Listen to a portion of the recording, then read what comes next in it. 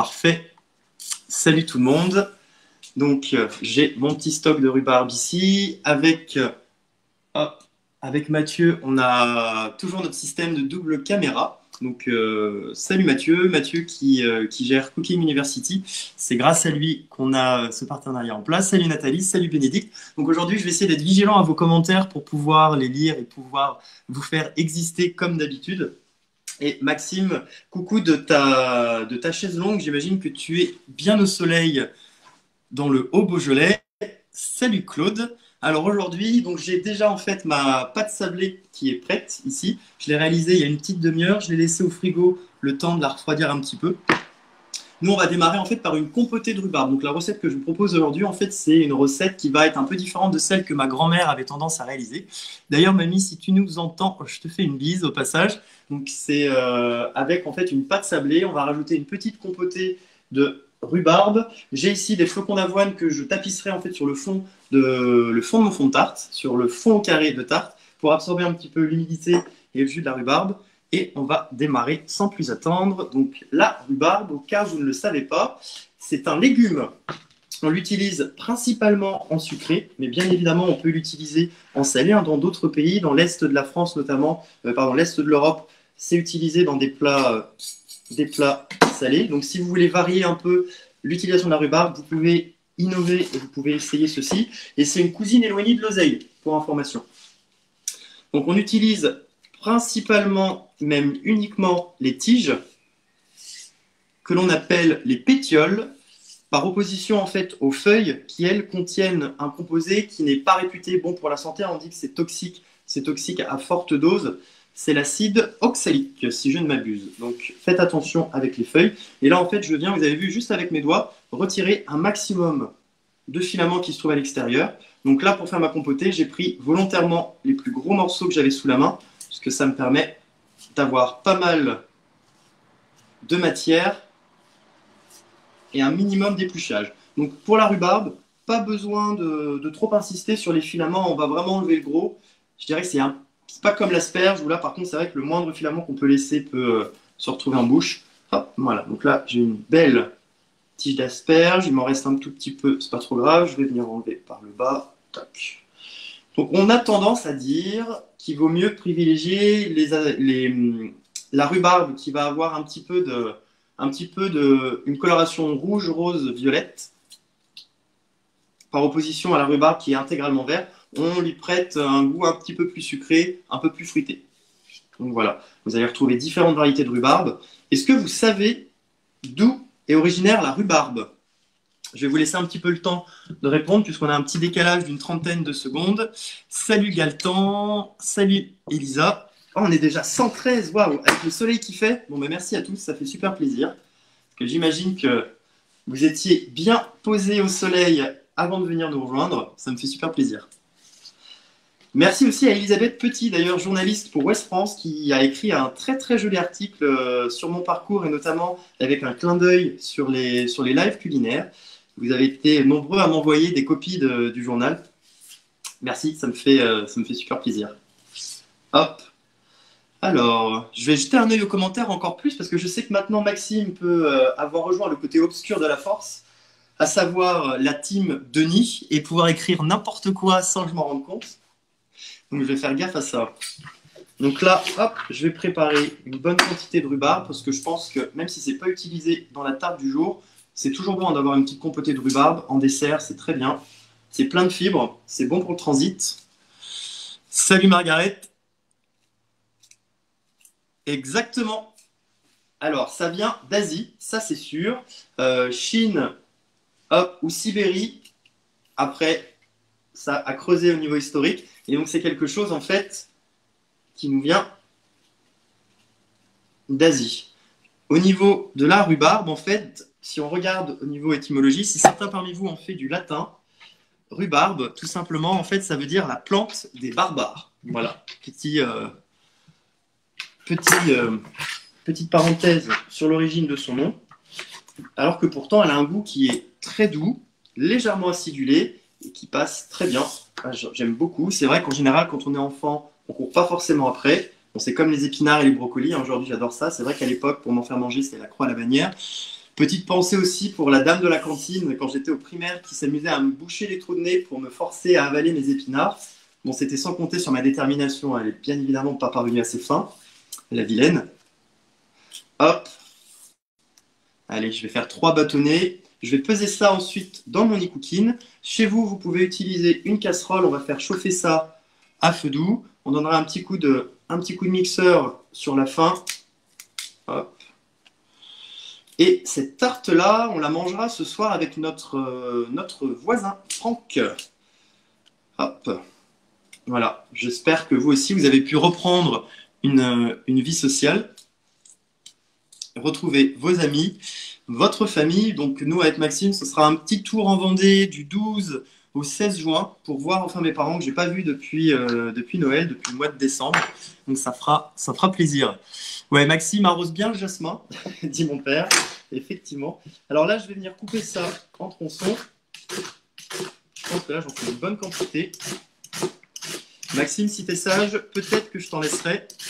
Et donc, si Maxime était parmi nous, je l'entends déjà le dire, propose à tout le monde de partager. Donc, je vais me faire la voix off de Maxime. Si vous voulez partager le live sur vos pages et groupes Facebook, allez-y, c'est le moment pour qu'un max de gens puissent nous rejoindre et puissent participer à cette recette.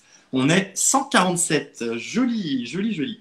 Alors là, j'ai mes tronçons de rhubarbe que je vais venir mettre dans le bol de mon robot. Hop. Parfait. Oh, ça fait une sacrée quantité, ça. J'ai peut-être été un petit peu... Hop. Parfait. Je viens rajouter, grosso modo, l'équivalent de 10% du poids de ma rhubarbe en sucre. Donc ça, après, c'est vraiment en fonction du goût de chacun. Hop, je vais me mettre en mode manuel. Je vais programmer ça pendant, allez, on va démarrer par 15 minutes. Je vais mettre 120 degrés, vitesse 2. Et ensuite, je donnerai un petit coup de mixeur pour venir homogénéiser ma préparation. Et ensuite, ce sera la première couche que je mettrai sur mon cercle à tarte. Donc maintenant que ça, c'est fait,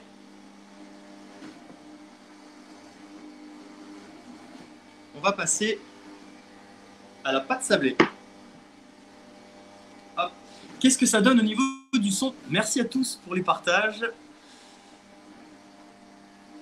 Parfait. Salut. Salut Nelly. Salut Delphine. Salut Sylvie. Salut de Vendée. Donc là, je vais utiliser ma plaque, ma toile roule-pâte pour venir étaler la pâte. Ce que je vais vous proposer, c'est le lien hop, Mon Instant Gourmand, sur lequel vous pourrez retrouver le matériel utilisé. Vous allez également retrouver la liste des ingrédients et le temps de cuisson avec la température du four. Petit clin d'œil à Sylvie Nedelec. Donc ça, je voulais partager ici. Vous retrouverez tout dessus. Vous retrouverez également le matériel que je vais utiliser aujourd'hui, à savoir la toile roule-pâte pour me permettre de rouler ma pâte. Vous allez voir que c'est assez pratique si la pâte adhère un petit peu. Je vais utiliser un cercle à tarte qui date de mon kit de CAP pâtissier que j'avais passé avec Michel Augustin. Et je vais utiliser une toile. Hop, je vais utiliser la deuxième caméra. Je vais utiliser ma toile Silpin pour venir ensuite cuire la tartelette pour avoir une bonne cuisson croustillante et que la vapeur d'eau puisse bien s'évaporer. Alors, au niveau de la pâte sablée, je vous invite à cliquer sur le lien que je vous ai mis, le lien Mon Instant Gourmand. Vous allez aussi retrouver en fait le live numéro 14 qui est celui où on a originellement réalisé les petites tartelettes au citron. Hop. Alors Mathieu, qu'est-ce qui se passe si on passe sur la caméra de près? Est-ce que vous voyez bien? Parfait. Hop. Je viens fleurer ma roule-pâte. Attention, ne mettez pas trop de farine. Parfait. On passe sur une vue de profil. Toc. Donc au niveau de la pâte sablée, très important. Donc j'ai réalisé un sablage, c'est-à-dire que j'ai d'abord mis mon beurre, ma farine, mon sucre roux. J'ai rajouté comme d'habitude une pincée de fève de tonka. Hop. Cette petite fève-ci qui va vous donner un goût prononcé de réglisse, de coco, d'amande, de caramel, un petit peu de vanille. Bon, ceux qui me connaissent maintenant, vous savez que j'en mets dans pas mal de choses. J'aime beaucoup le goût que ça donne. Je trouve que ça apporte vraiment un relief gustatif qui est très sympa. Alors, toc. Je vais venir remettre un petit peu de farine. Donc très important pour la pâte sablée, quand vous ajoutez votre œuf ou votre base liquide, donc l'œuf c'est essentiellement de l'eau, hein, grosso modo, c'est de l'eau, des protéines. Très important de ne pas trop travailler votre pâte, sinon en fait vous allez donner de la force à votre pâte, c'est-à-dire qu'en fait on va déclencher, on va activer le gluten qui est contenu dans la farine, et on n'a surtout pas envie que ça se produise dans le cas d'une pâte à tarte, puisque ça donnerait un rendu en fait très dur et très très cassant en bouche, ce serait pas agréable. On veut garder quand même ce côté sablé, ce côté presque sablé breton. Alors ici je vais utiliser mon cercle de temps en temps pour venir vérifier où j'en suis en fait au niveau de l'étal, pour voir si je dois étaler davantage ma pâte. Je vais le faire un tout petit peu. Je vais rajouter un petit peu de farine. Quand vous commencez à voir que ça adhère en dessous, n'hésitez pas à rajouter un petit peu de farine, quitte à utiliser une balayette comme pour les viennoiseries ou un pinceau pour venir après enlever l'excédent, puisque ça n'apporte absolument rien d'avoir trop de farine après. Hop. Voilà. Donc toujours quand on utilise un rouleau à pâtisserie, quand je commence dans une direction, je continue dans cette même direction. C'est-à-dire que là, je vais vers le haut, donc je vais vers le haut, et j'évite en fait de changer en cours de route. Avec un rouleau comme ceci sans poignée, pas de risque, mais quand on a des rouleaux avec des poignées, on a tendance un petit peu à se laisser emporter et à partir un peu comme si on était sur une moto folle. Faites attention, après votre pâte peut partir dans tous les sens. Hop, voilà. On peut d'ores et déjà venir mettre le four à chauffer à 180 degrés. Je le fais tout de suite. Parfait. Alors, hop, j'avais un moule en train de sécher. Parfait. J'ai jeté un coup d'œil à la rhubarbe. Parfait. Parfait, parfait. Ce que je vais faire, je vais donner un petit coup de mixeur tout de suite pour accélérer un peu les choses.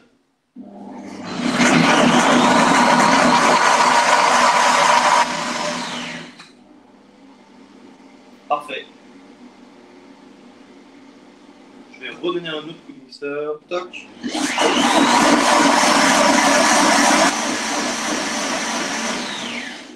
Voilà. Donc c'est en train de rendre un petit peu d'eau. Donc ça, c'est top. Et donc toutes les fibres qui sont dans la rhubarbe, j'en parlais tout à l'heure, elles sont top pour le transit. Alors oui, Bénédicte, je rebondis sur ce que tu dis. Pour la fève de tonka, vous pouvez la trouver sur la boutique en ligne Guy Demar, tout à fait. Si vous avez déjà un conseiller, vous pouvez le sélectionner. Si vous n'en avez pas, mettez mon nom, Guillaume Mesquerne, avec plaisir. Donc aujourd'hui, c'est le live numéro 43 qu'on réalise avec Cooking University. Et pour les précédents lives, vous pouvez en retrouver certains sur cette même page. Et sinon, vous allez pouvoir retrouver les précédents sur ma page professionnelle Guillaume, chef pâtissier à domicile région lyonnaise. Vous allez retrouver les 41 premiers lives qui ont été faits, qui ont été lancés pendant cette période de confinement. Donc on avait démarré par un boulage de brioche que vous retrouverez. Donc vous verrez au niveau disposition, c'était un peu moins abouti que ce qu'on a maintenant. Surtout grâce à Mathieu à Cooking University avec les doubles caméras, je trouve que ça c'est vraiment top. Vous pourrez voir notamment comment on fait du pain de mie, comment on fait des baguettes de pain, on a fait des pâtes fraîches, des gnocchis, on a vu les Paris-Brest, on a vu la meringue, les dacquoises, on a également fait des tartelettes citron meringuées. Donc j'ai utilisé pour les petites tartelettes la même chose.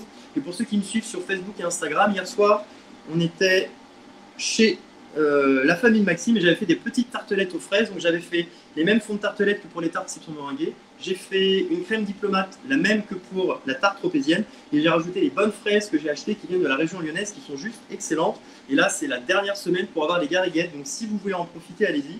Et petit aparté, la fraise et la rhubarbe, ça va bien ensemble. Après, moi, personnellement, je préfère les fraises crues. Je ne suis pas très fan du rendu de la fraise cuite. Donc, c'est pour ça que je ne vais pas en utiliser ici.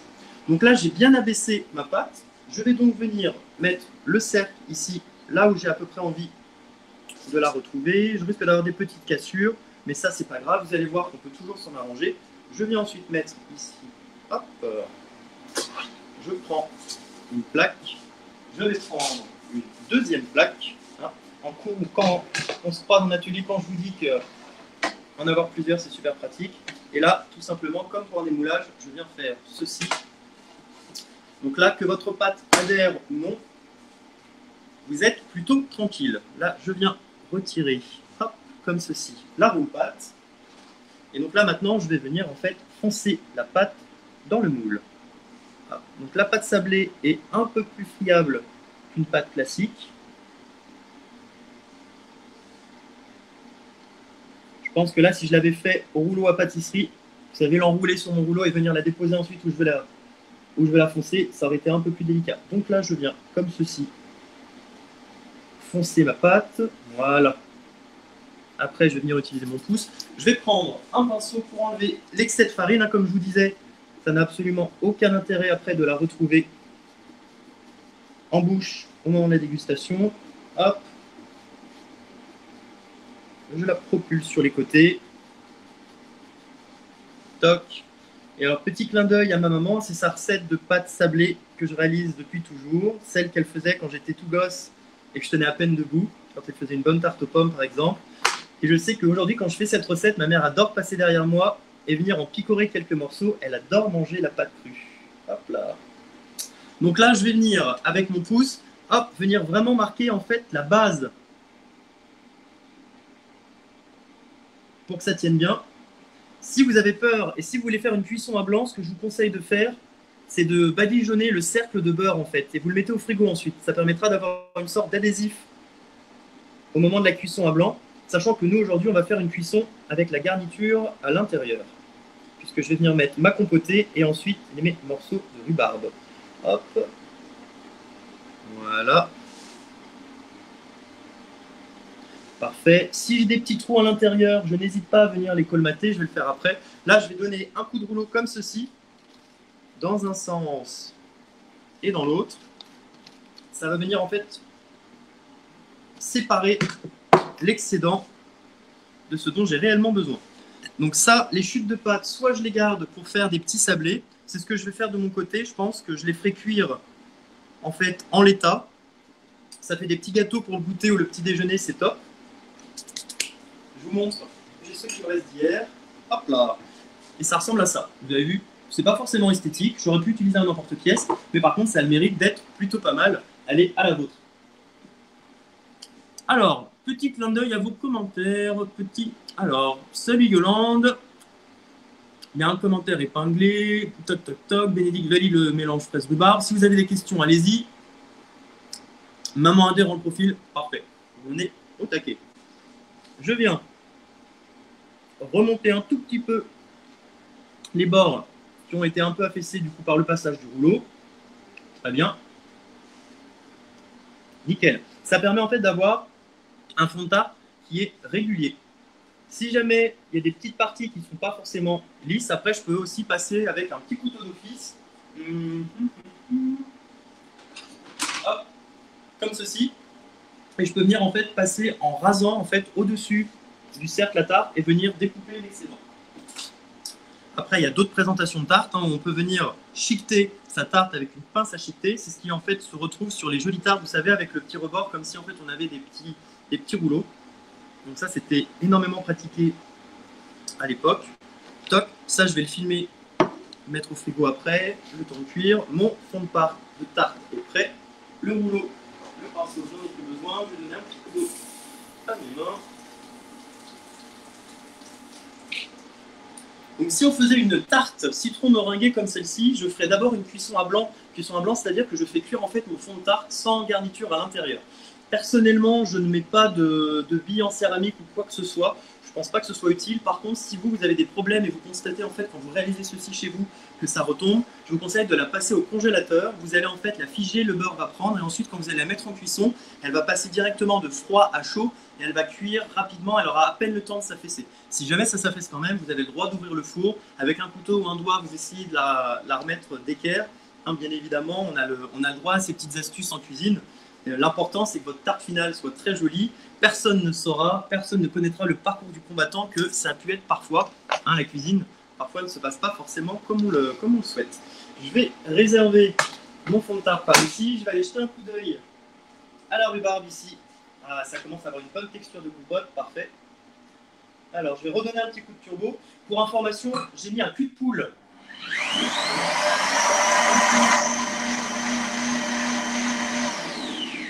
J'ai mis un cul de poule au congélateur. Comme ça, je pourrais verser en fait une quantité de ma compotée de rhubarbe à l'intérieur et ça me permettra de la refroidir un tout petit peu avant de la mettre dans mon fond de tarte. Je reprends ma planche à découper, donc la grande flexible que je trouve très pratique. Et là, je vais venir récupérer à nouveau les morceaux de rhubarbe qui, eux, vont servir de garniture et que je viendrai déposer sur la compotée. Salut Nelly. Avec plaisir, parfait. Merci pour les partages. Merci Maxime de quand même veiller à ce que tout se passe bien. Bon, je suis désolé aujourd'hui, a priori, il n'y aura pas d'alarme incendie, il n'y aura pas non plus d'ouvriers. En tout cas, personne ne devrait sortir de ma chambre. Attendez. Je vérifie quand même. Hop.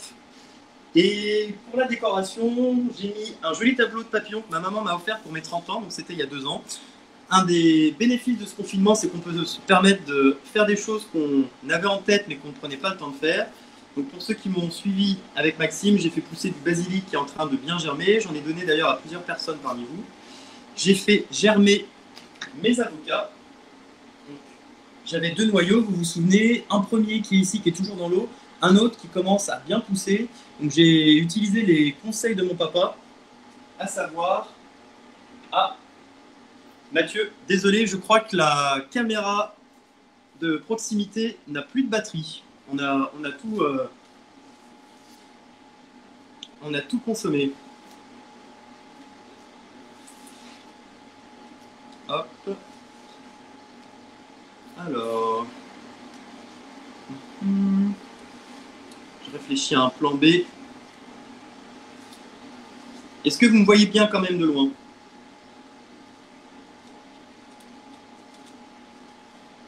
Alors, Mathieu, est-ce que tu m'entends?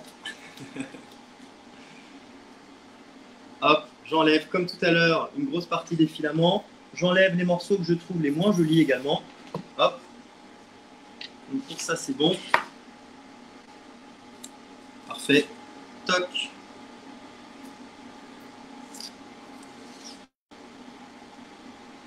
Alors, j'arrive, Héloïse, je vais vous montrer le tableau. En fait, depuis tout gosse, j'adore les papillons. Je sais pas pourquoi, c'est vraiment un insecte que j'aime beaucoup. Alors, j'aime beaucoup les papillons et les bourdons. Et... Toc. Je vais venir vous montrer ça.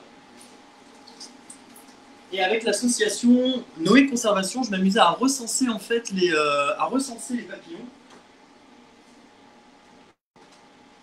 Hop.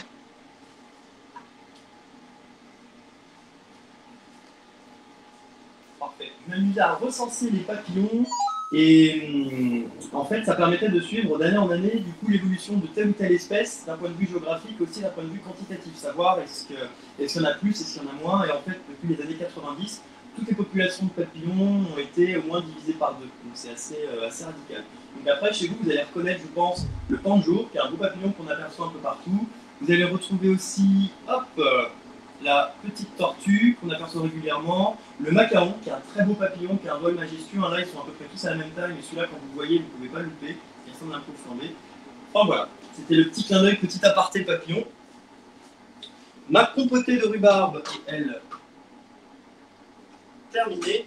Si vous le faites à la casserole, hop, si vous le faites à la casserole, continuez de la réduire un petit peu. Ici, hop, touc, le robot. C'est tout bon, parfait. Je vais venir verser ça dans mon cul de poule. J'ai un petit peu de beurre à côté pour venir en mettre sur la tarte. Hop. Donc le saladier bien froid, le support, hop, pour pas que ça touche au plan de travail, et là je viens. Hop, parfait. Je pense que ça devrait suffire. Le rab, bien évidemment, je l'utiliserai en dessert. Hop. Et là, je vais rajouter un petit soupçon de vanille. Vous vous souvenez, dans les lives précédents, je vous parlais de la vanille que je récupérais. Et ensuite, je la laisse sécher. Une fois qu'elle est bien sèche, je viens la mixer en poudre et je la passe à la passoire, en fait, et je récupère du coup différents niveaux de poudre. Donc une poudre fine, qui est celle-ci que j'ajoute à mes préparations. Et ensuite, une poudre un peu plus épaisse que je vais plutôt rajouter, par exemple, dans mes pâtes à tarte ou dans des gâteaux, puisque du coup, le côté un petit peu, la texture de la vanille que je retrouve va pas forcément déranger mon palais au moment de la dégustation. Vanille rhubarbe, ça va super bien ensemble. Hop, parfait. Nickel. Maintenant, je vais venir du coup détailler les tronçons de rhubarbe. Donc, quand on fait une tarte à la rhubarbe, vous l'avez peut-être déjà vu, on peut s'amuser avec la forme géométrique des morceaux qu'on obtient. Et on peut faire quelque chose, on peut faire de belles mosaïques. On peut faire des rosaces. Aujourd'hui, je vais partir sur quelque chose de simple. Je vais essayer de faire des petits triangles que je vais disposer en quinconce. Donc, pour ce faire, en fait, je viens couper ma tige de rhubarbe, comme ceci, en biseau. Hop, vous avez vu? Et ensuite, je vais continuer cette découpe-là. Hop.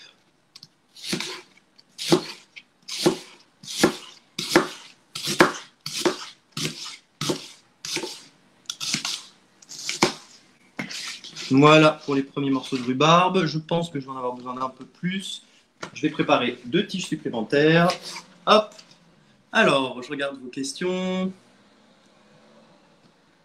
Est-ce que vous parlez de l'intensité d'utilisation de la fève de tonka? Hop.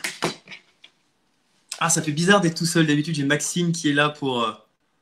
Alors, en fait, oui, ce qui se passe, c'est que sur mon deuxième téléphone, le téléphone de proximité, c'est un ancien iPhone et là, la batterie a été consommée en 2 coups de cuillère à peau. Je pense qu'elle a été consommée à peu près autant que le sera cette tarte à la rhubarbe ce soir quand on l'aura terminée.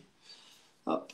Et là, je dirais pour ceux qui nous suivent, il nous en reste à peu près pour une bonne, allez, 5-10 minutes. Et dans 5-10 minutes, on aura terminé et je pourrai vous libérer pour que vous puissiez retourner profiter du soleil. Moi, de mon côté, ce sera séance de sport. Maxime, tu feras attention de ne pas prendre du bide aussi, hein, en étant tout seul au soleil. Donc là, ce qui est bien, c'est que je peux vous révéler à peu près tout ce que je veux sur Maxime, puisque lui, il ne peut qu'intervenir par écrit. Ce qui fait que quand c'est dit, c'est déjà trop tard. Non, je rigole. J'ai rien de particulier à dire. Libérez-moi. Hop. J'enlève mes petits filaments. Là, j'ai une partie qui est un peu plus épaisse. Toc. Et bonne nouvelle aussi, je vais pouvoir récupérer le compost de quartier qui réouvre. Donc je ne sais pas si vous compostez chez vous, mais là les directives normalement, au moins du coup pour le Rhône, ont été données. Et les composts peuvent rouvrir avec certaines mesures. Donc ça, c'est chouette. Voilà, ça commençait à bien s'entasser dans mon seau. Donc là, c'est reparti. Je viens détailler ceci en biseau.